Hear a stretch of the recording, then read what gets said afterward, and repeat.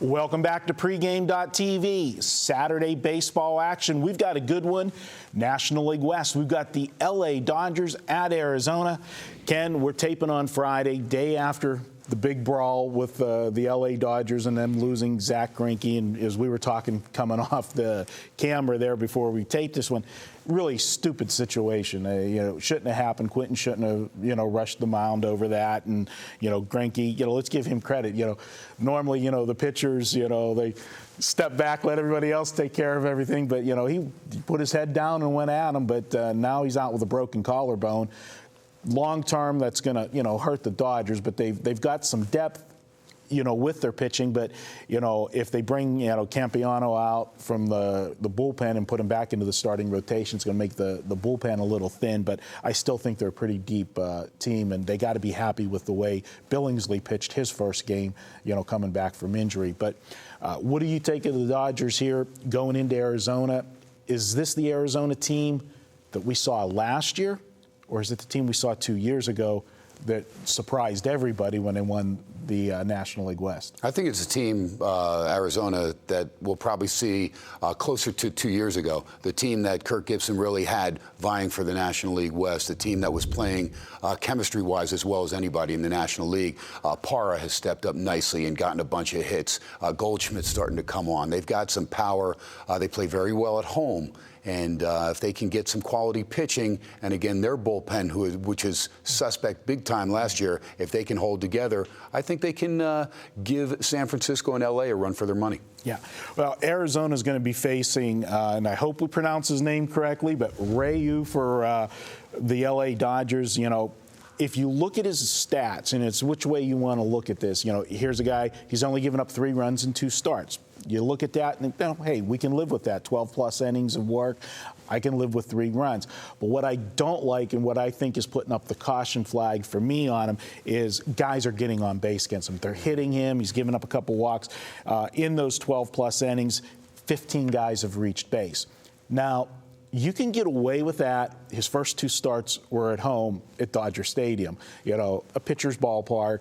And when you're playing San Francisco, not the greatest hitting team, and then my Pittsburgh Pirates, definitely not a great hitting team right now, you can get away with those kind of starts. You start putting people on base against an Arizona team in this ballpark, you're asking for trouble. There is no doubt there. That's a great point because it is a hitter's ballpark. Arizona is a team that gets a lot of table setters, and then they get whopped. That one gapper or that home run always seems to be men on base when they hit a long ball. Yeah.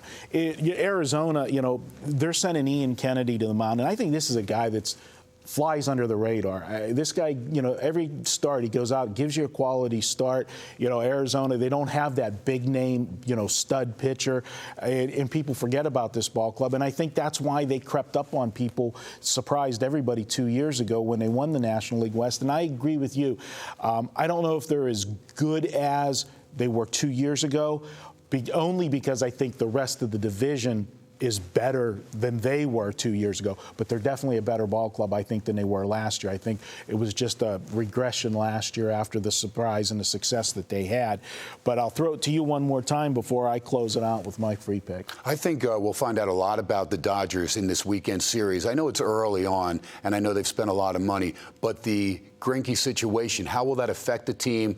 They leave San Diego, they go right to Arizona. How will they do in this series? If Arizona's focused, and I think they will be, Arizona could set the Dodgers back a little bit. So I know this is your free play, so as you would say, Marco, let's make it official. All right.